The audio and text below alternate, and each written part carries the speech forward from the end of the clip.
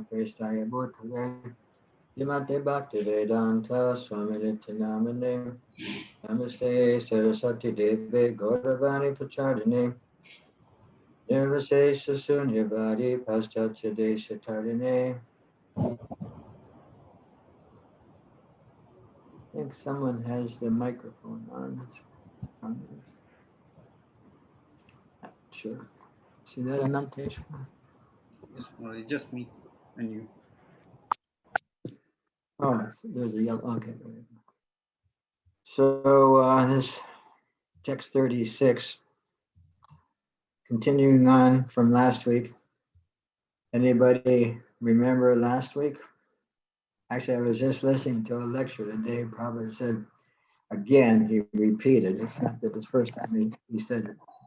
He said, you ask, Krishna can remember speaking the Bhagavad Gita to the sun god 120 million years ago. Prabhupada said, you have to dredge your brain or dredge your mind to remember what you did yesterday at this time.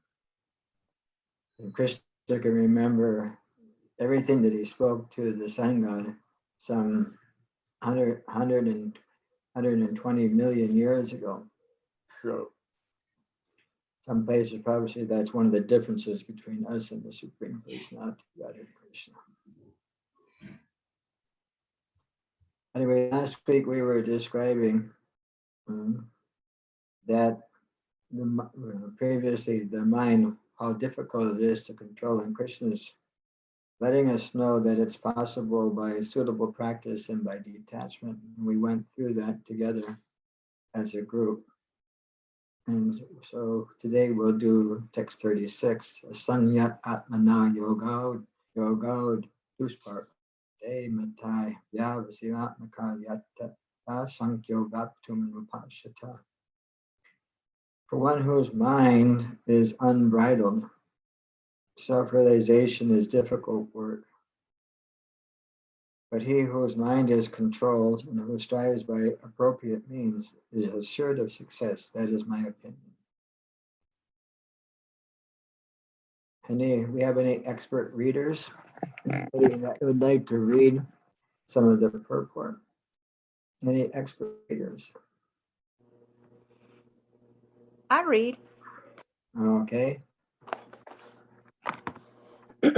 Purport.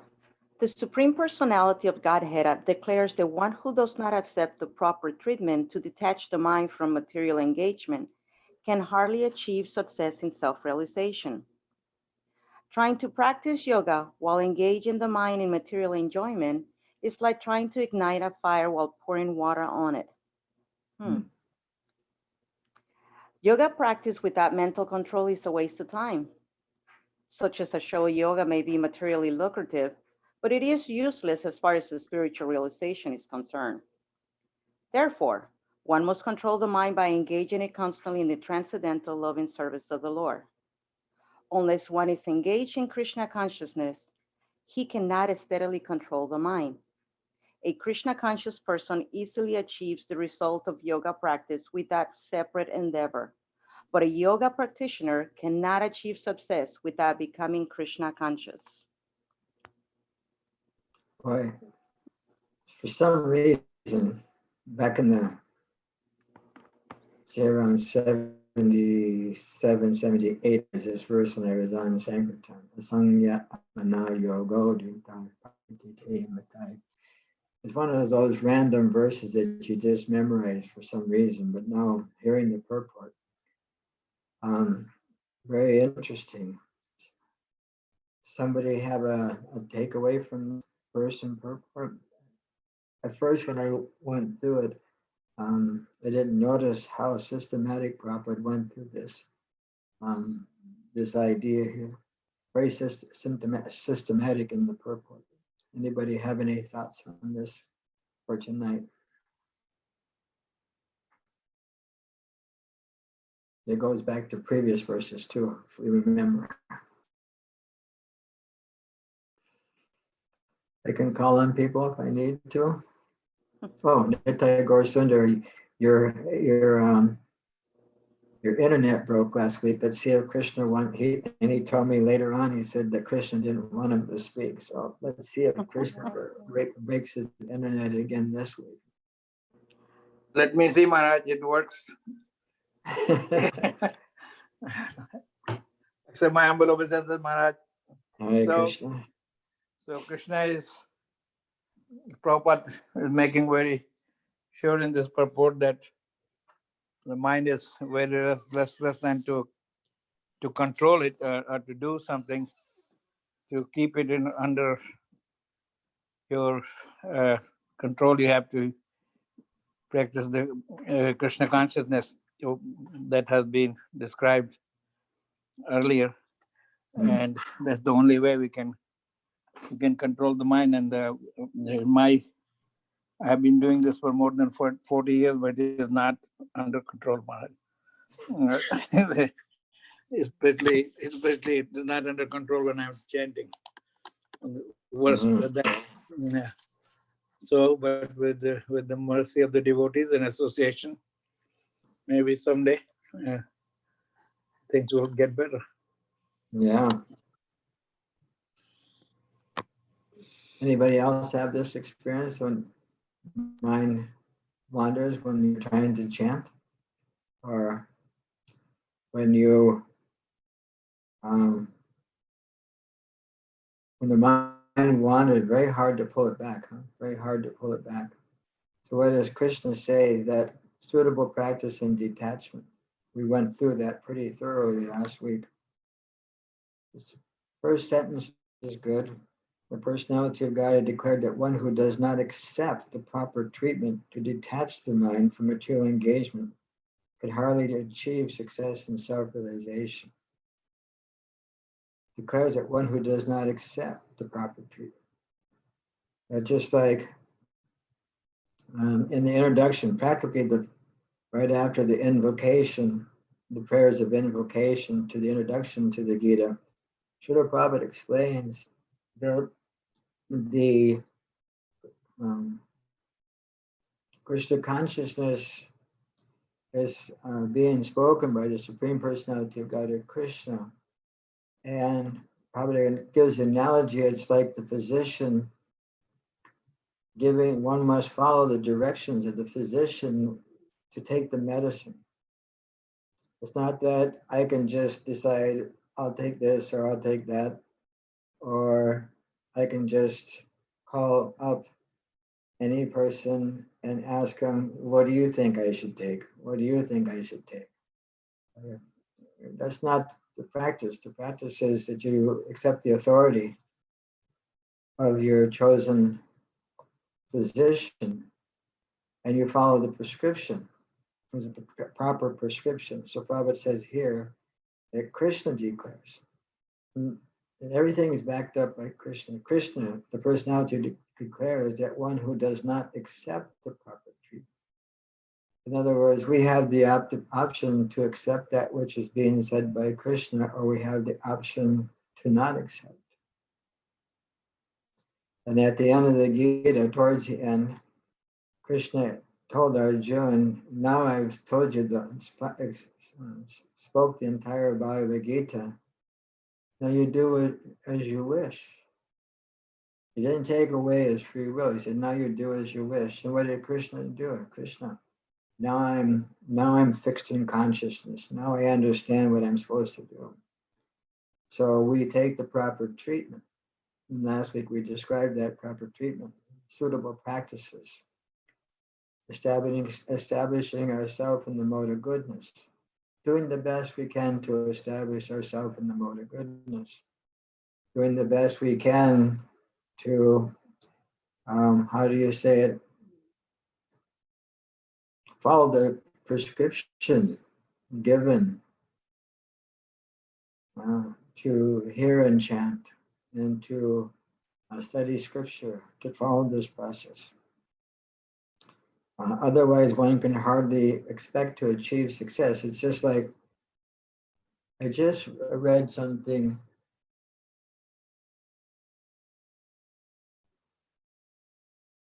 There's some type of disease where you're not supposed to eat. I think it was typhoid or something like that. And one mother had a child. I don't remember where I heard this. Somebody was giving a lecture. I listened to a lot of nowadays. It's really easy. Everybody's on Zoom. And the child wanted something that it wasn't supposed to have. And the mother knew that if he gave it to the child would become sicker. But because the mother didn't want the child to feel bad, it gave them the thing that they weren't supposed to have. The child got sick. And so in the same way, the mind will demand, vajavegam manasa krota vegam, the urge to speak, the mind demands actions of anger, uttara bhasta vegam, the 3 lines, tongue, taste, belly to fill, reproductive system. They make demands, but we're not meant to follow those material demands. We're supposed to follow the injunctions that are given by Krishna. Anyone else I can call on that I don't have to call on? But I called on Nitai Gaur Sundar because he didn't get to speak last week. Anybody else find something in this purport? I don't want to dominate the classes anymore. I want to have everybody pull something out. Let somebody read and pull something out. What was the example? Somebody show me the example that not following the prescribed method, not following the instructions of Shastra, what is it like? That was like trying to ignite a fire while pouring water on it. Does that make sense to anybody? Does it make, if you want to start a fire, you have matches and you put the matches in water and you put the wood in water. Does it make practical sense? Trying to practice yoga while engaging the mind in material enjoyment is like trying to ignite a fire while pouring water on it. The senses are bringing in information to the mind. And so here it says, while engaged in mind in sense gratification. In other words, while the mind is digesting, is that a word? The mind digesting? The mind taking on its information and wanting to engage in, figuring out how to engage in material enjoyment, how to satisfy the senses. Does anybody here remember what the senses are compared to in the analogy? Remember that analogy we had, the chariot, the rider of the chariot, the driver of the chariot, the reins of the chariot, and the horses of the chariot. Does anybody remember? We went through that about 2 or 3 weeks ago. Can anybody bring us up to date on that one? I'll just bring that up to the group. What do these different things represent? At least if you can only remember one, give me one. The chariot is what? Somebody know what the chariot is? I can call on people that I know the answer. And then Is what's the chariot? Oh, it yes, the mind? the chariot is what? Javir? Is it the mind? The chariot is the Mind, like the brain? mind. No. What do you think, Ananteshwar? Is the chariot the mind? Ananteshwar, is the chariot the mind? And the chariot, the rider, the driver, the reins and the horses. And what is the chariot compared to? Is it compared to the mind? You're muted. Well, I know the Okay, Javir, what is the horse. chariot?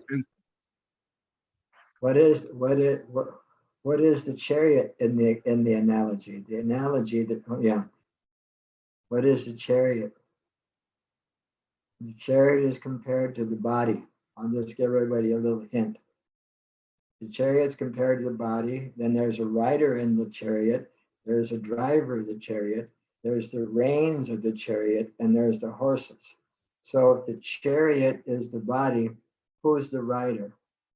Anybody have an idea? Should I call on people? Or I don't want to embarrass anybody if you don't know it, but if you do know it, please raise your hand or say something. Hare Krishna Maharaj. Rajalila, who is the rider in the chariot? The rider is the intelligence.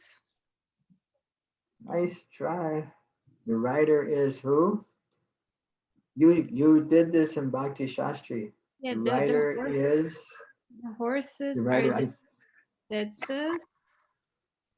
Yeah, Then I got it turned up. The chariot is the body, and the rider is the.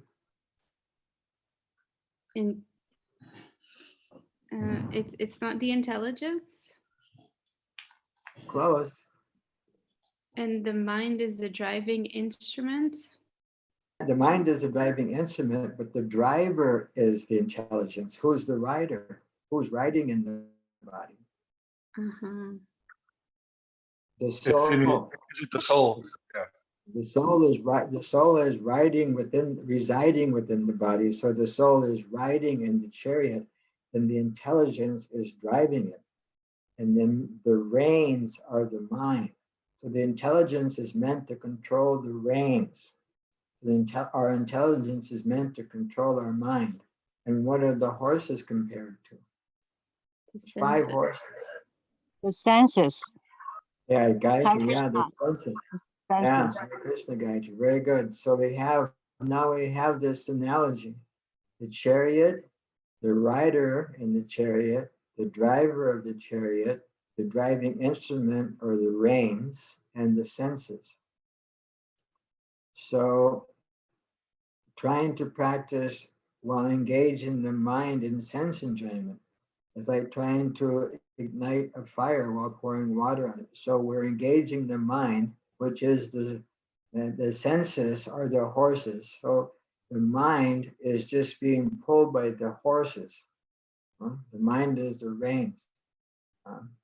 So if the person, the intelligence isn't strong to control the reins, the horses, where are they going to go?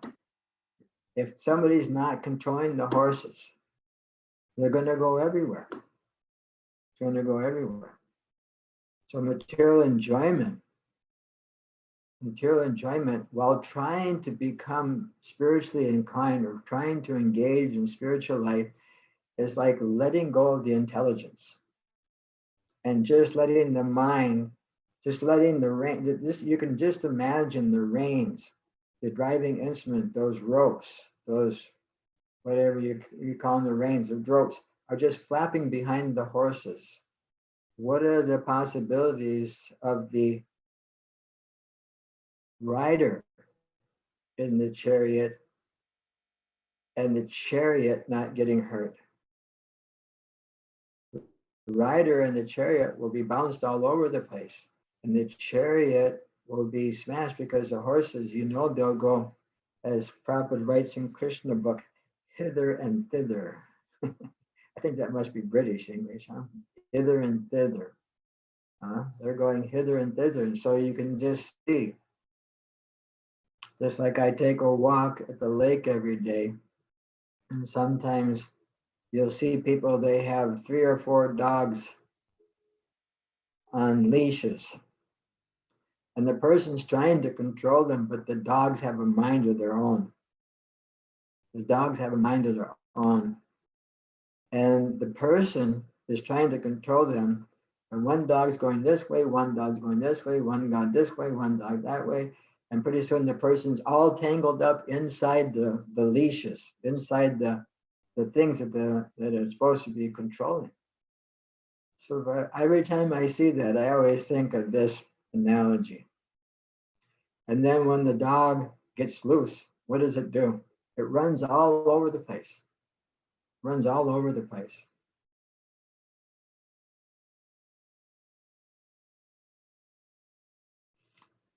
Somebody else?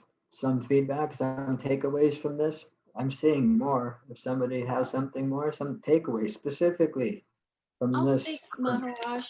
Yes, Nanette. For me, I guess I'm off of the horses and the reins and the senses, but for me, to detach the mind from material engagement can hardly achieve success and self-realization. And I think the whole, when you really look at spirituality and you really look at Krishna consciousness, the subtle byproduct of this transcendental work is self-realization. And for me, to just remember that, because I feel very sad because that is something that I think everyone would like to achieve, is self-realization. I mean, that's the higher insights in the mind. That's the ultimate goal here.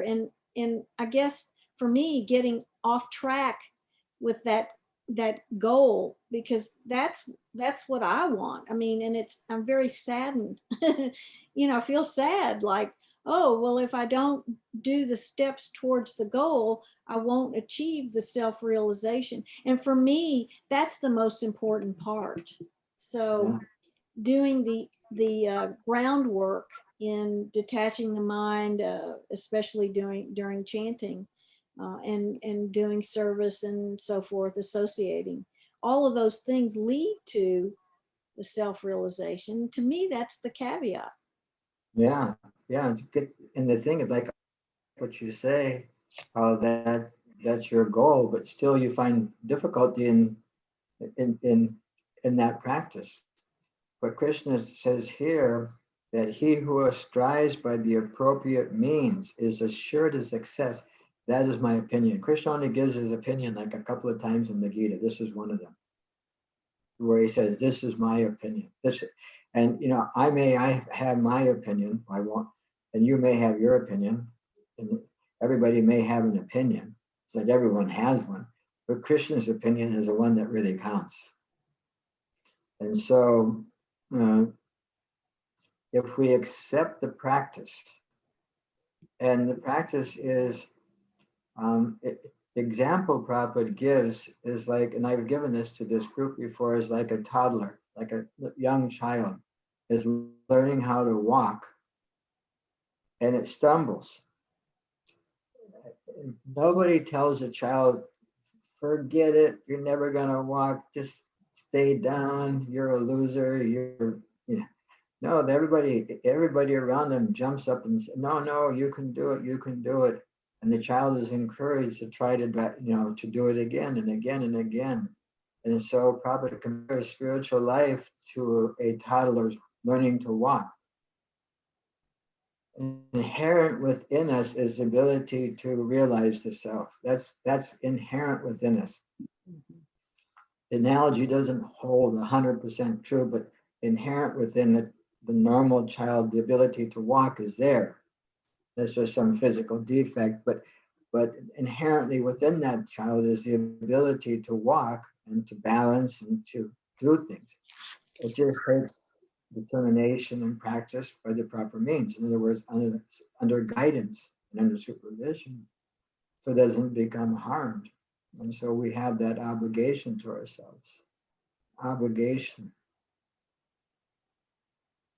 Anybody else with something?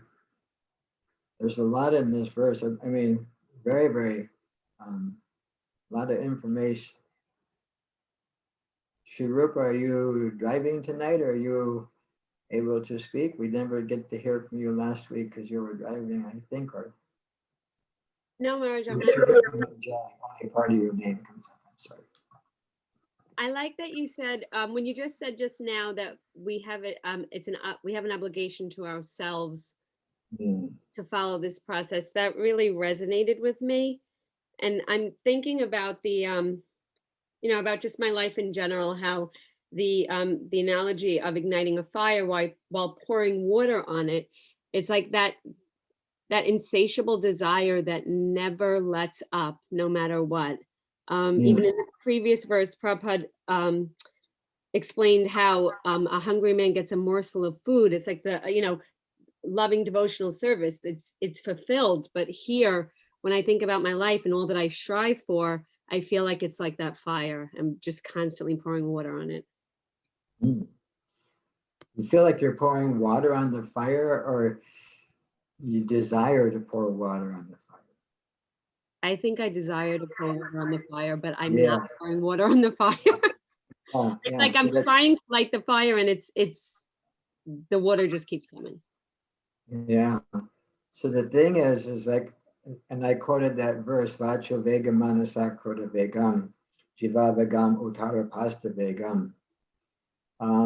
That verse does say that one who has no desire to speak, one who has no demands in the mind, one who has no anger, one who has no pushings, is qualified to become teacher. What it says is he who is able to control these urges and are just to separate themselves from the urges. So as long as we're not pouring the water on that urge or nurturing that urge, there's a whoa, what was I anyway? There's different seeds that grow along with the Bhakti Lata. And we were going through this with Burjan Prabhu and His Holiness, His Grace Burjan Prabhu and His Holiness Sachinanda Maharaj on their Govardhan retreat. Sorry, I thought I turned it off.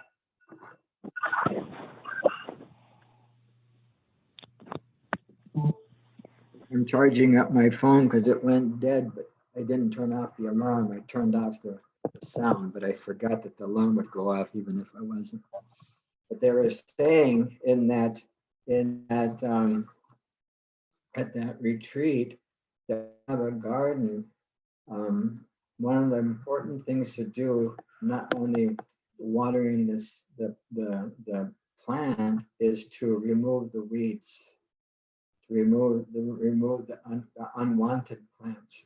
And so unwanted things, anarthas, unwanted, and they're known as anarthas, they have to be removed. So I'm happy to hear that you're only, and the watering process is just desires coming in, but if we're able to ignore them and not follow through, that's a great accomplishment. That's a great accomplishment to be able to not follow through. It's an amazing accomplishment. Actually, it describes that one who's able to do that is known as Goswami or Swami, meaning one who has controlled the senses. And Srila Prabhupada was quite open that his household disciples were better than some of the so-called swamis, saffron-clad swamis that are pouring water on the fire while trying to engage in spiritual practices. He compared his household disciples, Grihastha disciples, to be true sannyas because they're utilizing their activities in the service of Krishna cent percent. We learn these different sayings, cent percent, hither and thither. We learn these things from Srila Prabhupada. I never heard cent percent, and we would just say 100%. He would say cent percent, which is kind of like bringing it more forward. In other words, cent percent engaged. That's nice, and it's good how you related it to last week's thing, Sri Rupa Manjari, how you related it to last week. That was nice. To bring these things out. It's a very interesting verse. I think that verse is from the 11th canto, Tusti Pushti Sudayo, that just as a hungry person feels enjoyment or feels satisfaction from every morsel of food, in the same way, we feel this sense of nourishing the soul through the practice of Krishna consciousness. I'm on this WhatsApp group on, is it WhatsApp? I don't even know. It's a Zoom group on Sundays from 11 o'clock Eastern time to 12:30 by Ramburu. She's an old prophet disciple. And I was explaining, we just talked about kind of like this, it's takeaways, a little bit of thought in the beginning. And I was explaining how the practice of chanting Hare Krishna isn't a burden on the heart, it's a privilege of the heart. It's a privilege for us to have this opportunity. It's really a privilege. And if we can see it in that light, we can see it how it has the ability to, like, I don't know what the word is. It's just it's so much gratitude in the heart for being able to just say no to the mind. Just to say no, the sense, just to have, even if you have five knowledge acquiring senses, if you can get control of one, then you can get control of the other and get control of the other, slowly but surely, step by step, gradually, step by step. That was verse 25. Shanai, Shanai, gradually, step by step, we can do that. So nice takeaway, Sri Rupa. Very, very nice, Rupa Manjari. I'm sorry, the last part of your name. Anyone else have something from this today? We're really missing one of the things where Prabhupada said, yoga practice without mental control is a waste of time. Yoga practice without mental control. What is it? What's the first? Yama. Yama niyama. Yama. Just like we had that verse, Tasmad from Indriyam Yardao Niyam Ya Bharatar Shabaha. In the very beginning, curb this great symbol of sin, lust, or desire by regulating Yama, by regulating the senses. So we have that process to regulate the senses. Yama niyama, engaging them, asana, doing asana, to come to the point of separating ourselves from it and ultimately pratyahara, and ultimately coming to dhyana, the meditational stage where we're actually connecting to the Supreme Lord. And so unless we do that, if we not, it's, Prabhupada says here, it's a waste of time. It may be materially lucrative. On a material level, we may, just like the yogis, they can learn the practice of pranayama, whereby they're able to control the inward breath and the outward breath. And I think we went through that right in the beginning of the 6th chapter, how they get themselves into atyahara, where you actually are merging the different airs, and you can control the breathing because each and every living entity is given a certain number of breaths. And so they can control their breath so that they can extend their life. They can just extend it. They can't prevent death. They can only like, what do you say, postpone it. And so they can come to the point where they can project themselves into another aspect of the material atmosphere, which may be a heavenly planet or something like that. But Abrahma Bhuvana Loka, all our places, from the topmost planet down to the lowest, all our places where in repeated death take place. And so Prabhupada says here very, very clearly, it is a waste of time. Any takeaways from this? Hare Krishna. Good. Marge, I like the next point that Prabhupada makes, where then he just quickly goes on to, but Krishna consciousness supersedes that yoga practice. So that's such a practical way to even attempt to try and get any control on your mind, because I don't think I'd have any success with yoga, but I feel like maybe I have half a chance with trying to practice Krishna consciousness. Yeah. Shaki Sundari, Hare Krishna. Hare Krishna Maharaj. Oh, okay. First, I didn't know that's how you spelled your first part of your name. I thought it was, anyway. Never mind. To practice yoga has many, many benefits or, it helps a lot of people in a lot of ways on the material level. But unless it's connected fully to self-realization, we can get partial realization. Actually, through this Hatha Yoga process, getting into dhyana meditation, one can understand the Paramatma within the heart, which is better than impersonal realization, because there's a little reciprocation. Impersonal realization, Brahman, which is strived for through the study of Vedanta, to become one, to become the energy, to just be merging into that effulgence. There's no personal interaction there. And the scriptures describe that because we have a nature that is personal, we are person by nature. And when we're in that impersonal environment, where we're not allowed to, where we're not able, not allowed is different, not able to have that personal exchange, that who enter into that realm, they tend to fall down back into the material atmosphere and end up, as Prabhupada says, they'll become philanthropists, or they'll become something like that because they want to do good, because that satisfies the heart a little bit more. So through the practice of the Hatha Yoga process, the whole system can bring one to Paramatma realization, or one can actually converse with the super soul residing within the heart. So that's the second stage. And the third stage is to see Bhagavan or Krishna present within everything.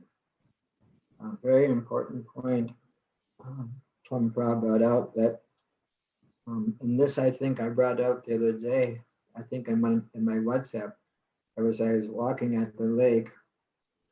I don't know if I was surprised or astonished or just like happy, because the ease of which we can actually access the Supreme Lord.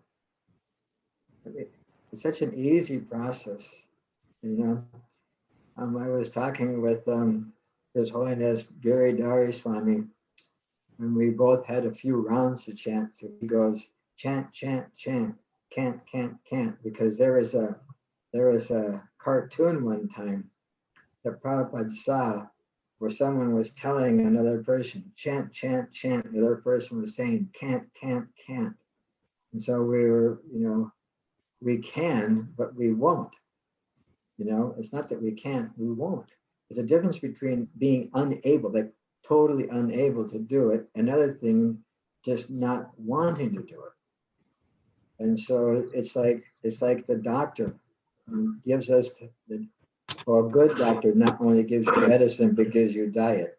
It's like I'm getting a diet hopefully soon, and or better diet, or getting more nutrition from the diet that I've been given. But those two things go hand in hand. Diet and the prescription have to be there. And so we have this wonderful process, as Prabhupada was saying, that unless we're engaged in Krishna consciousness, it's very difficult to steady the mind.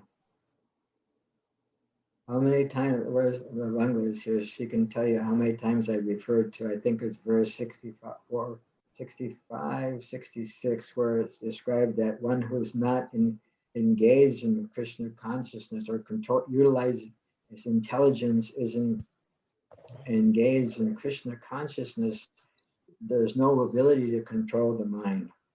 And that there's no ability to control the mind, there's no chance of being peaceful. But the mind is always wandering here and there. We've all experienced that.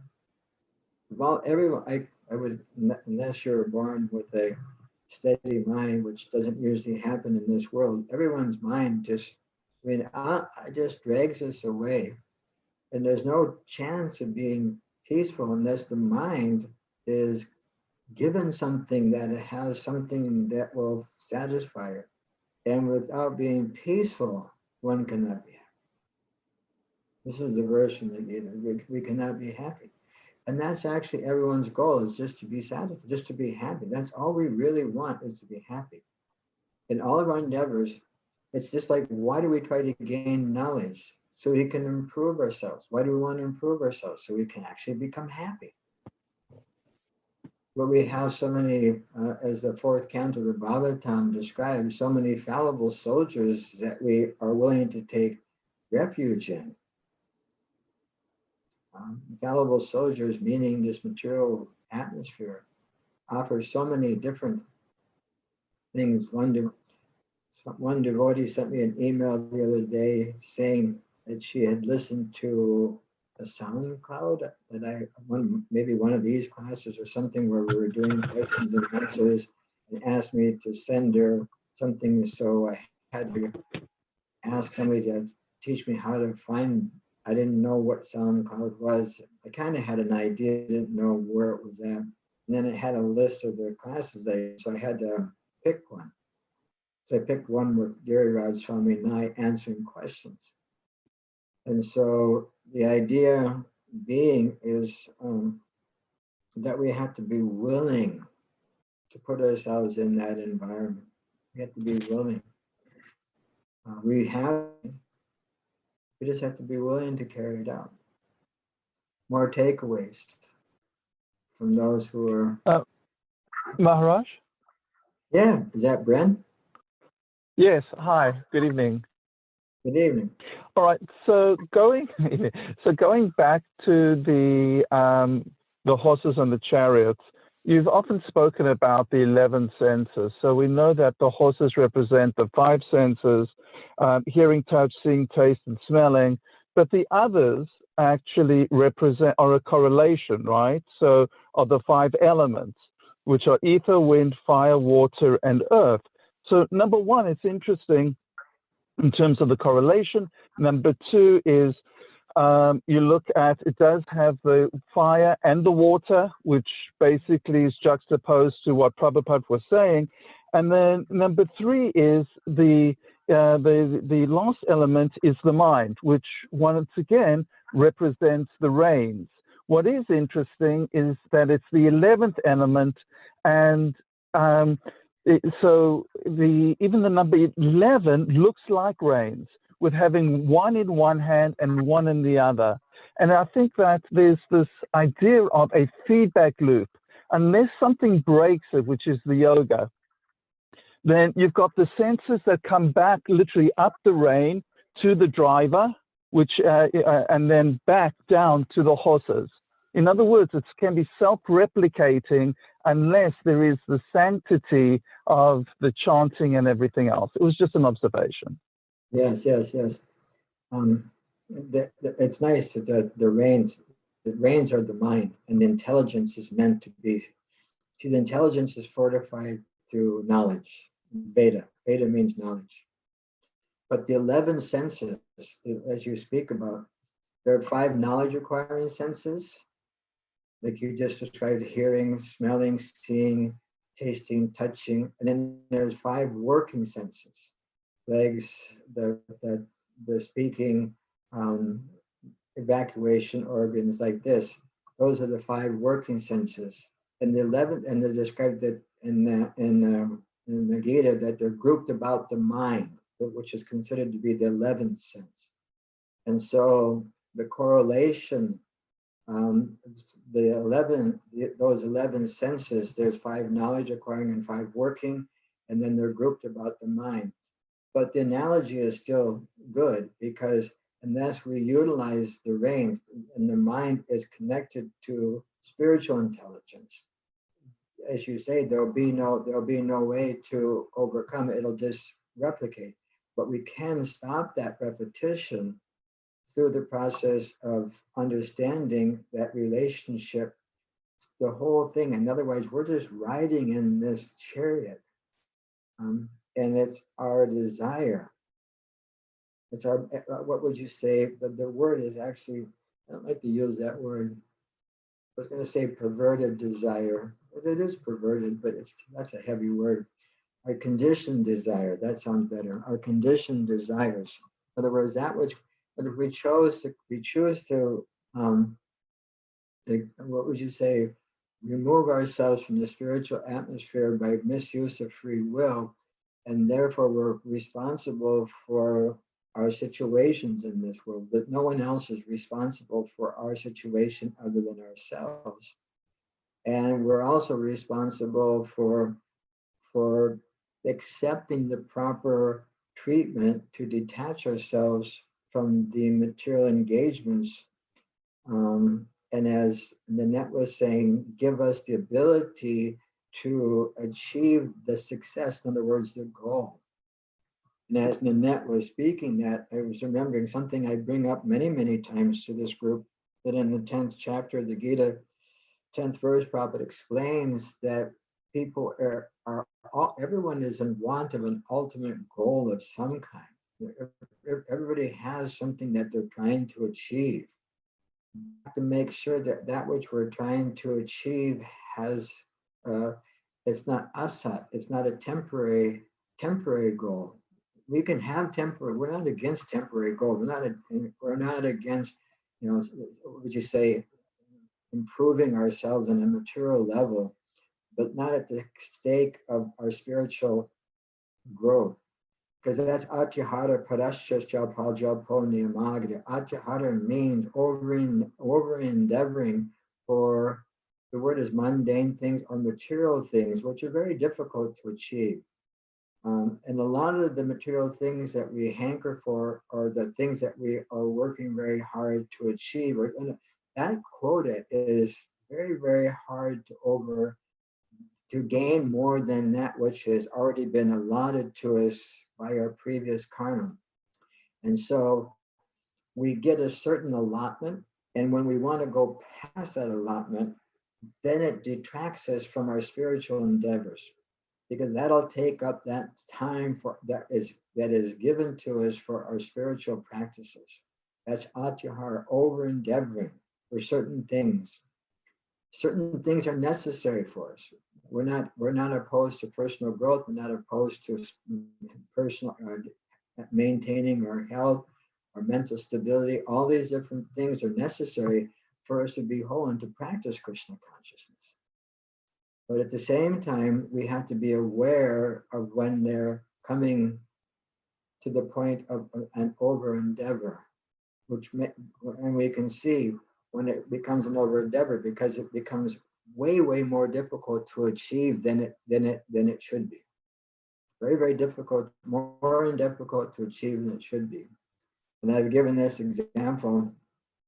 I had a friend, it was like 10, 20 years ago, and he came to me and he said, I asked him how he's doing, and he said, well, I have a 5-year plan.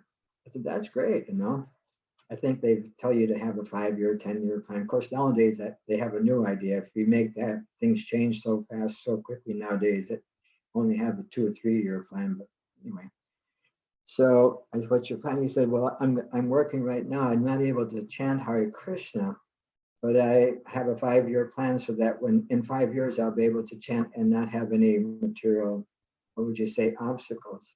And I asked him, I said, are you sure you're going to make it 5 years? There's no guarantee that there's no guarantee for our longevity.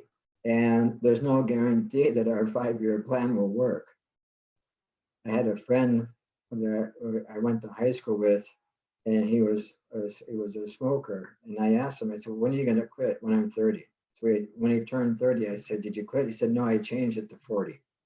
When he turned 40, I said, did you quit? He said, no, I changed it to 50. When he turned 50, I said, did you quit? He said, no, I changed it to 70. Then he passed away at 68 from lung cancer. So we make all these, it was sad. I kept telling him, and he said, yeah. He said, I go to the doctor, and he says, I have lungs of a teenager. And I said, change doctors. It's not, this guy doesn't know what he's talking about. You can't smoke 2 or 3 packs of cigarettes.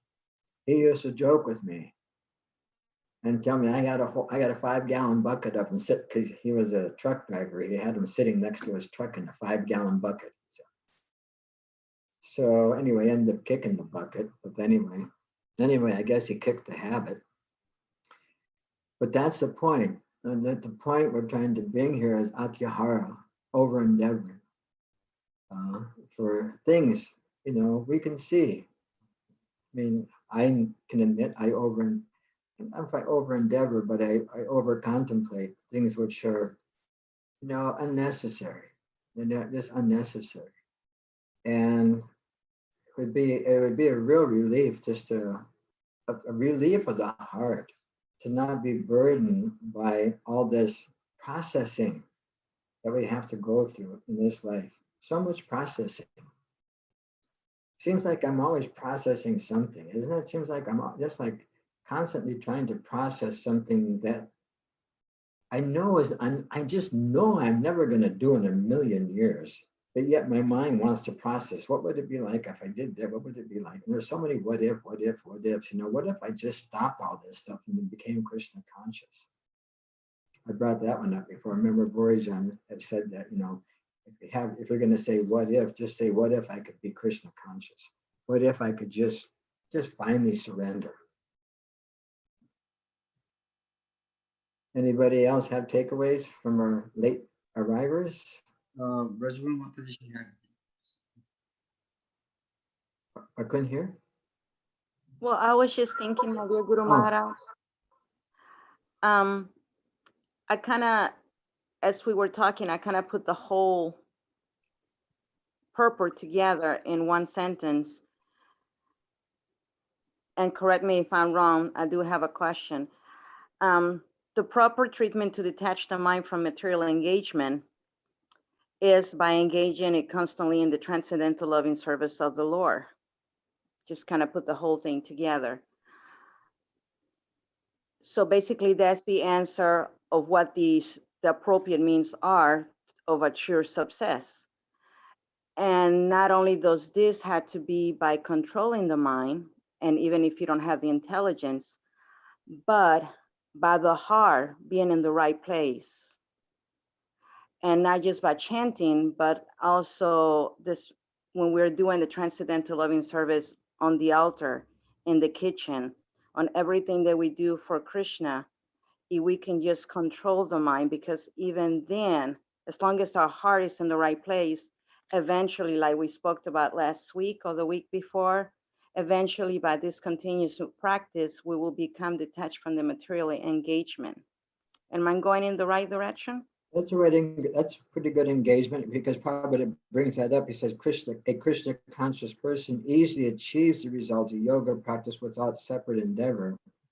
But a yoga practitioner can achieve success without becoming Krishna conscious. And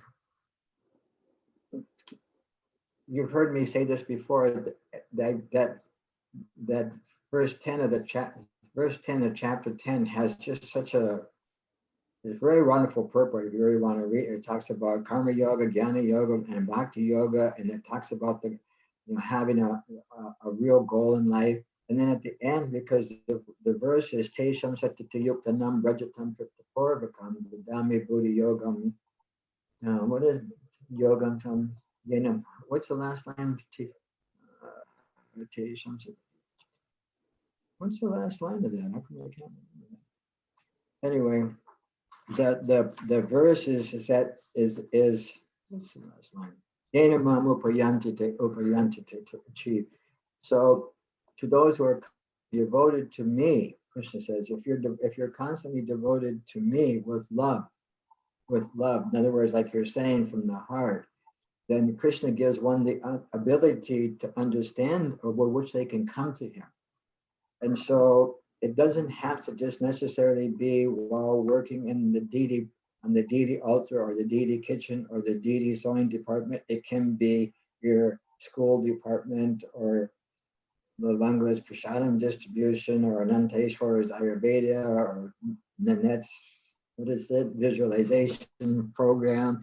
Whatever we do, if we do these types of things with the intent to serve Krishna, and they're not outside, they're not sinful activities, then we can connect. And so in that purport, your point is brought up, where Prabhupada said that one may be attached to a bona fide spiritual process or organization. I don't know what I have right here.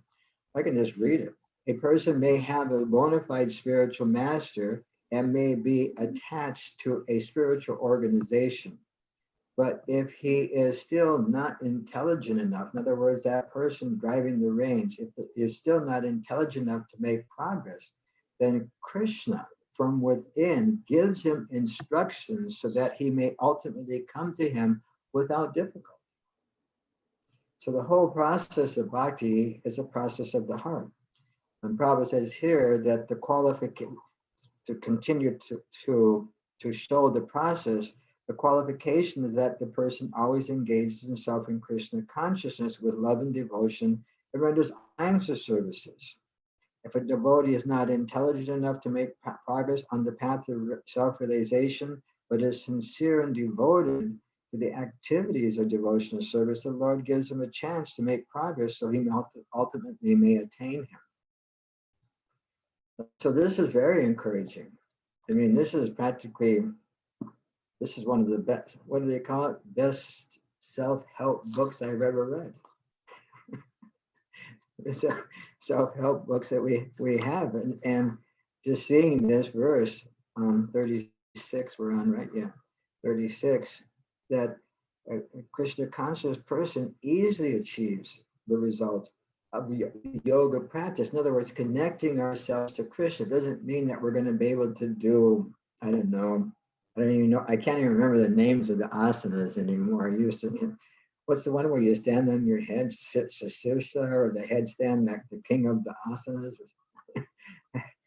I saw somebody at White Rock Lake doing that, and standing on the dock at White Rock Lake, and he was standing on his head from the time I could see him 200 yards away, all the way past him. I kept looking back, how long can that person stand on their head?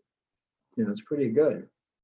Hopefully he's thinking of Paramatma within, standing on his head. Otherwise, you probably just get a headache standing on your head down. Of course, when you practice yoga that long, you can do these kind of things very, very, very easily. But as Parampara was saying,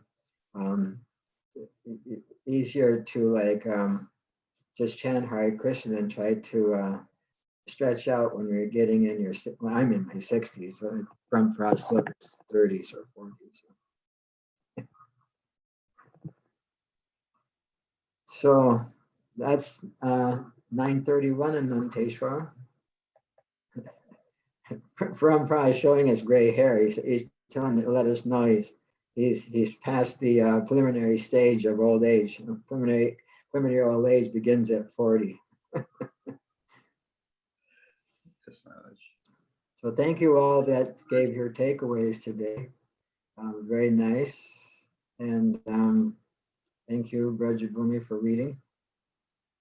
And everyone for attending. Any other closing words? And then